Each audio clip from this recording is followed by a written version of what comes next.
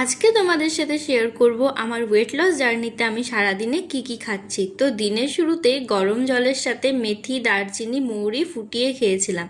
ব্রেকফাস্টে সবসময় কিন্তু প্রোটিন জাতীয় কিছু খাওয়ার চেষ্টা করি। আজকে খেয়েছি ছোলা স্প্রাউট ভেজানো, সাথে শসা ও লেবু মিক্স করেছিলাম যাতে একটু টেস্ট আসে।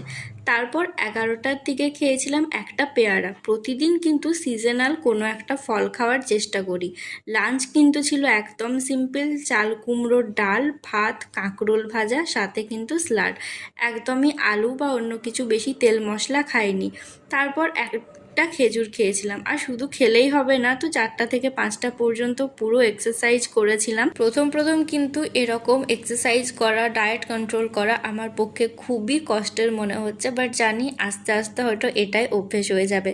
তো বিকেলে খেয়েছিলাম সুজির চিল্লা। সব খাবারই কিন্তু টাইম টু টাইম খাওয়ার চেষ্টা করি। তো ডিনারটা কিন্তু রাত 9টার মধ্যে সেরে ফেলেছিলাম। ডিনারে ছিল তারকা রুটি।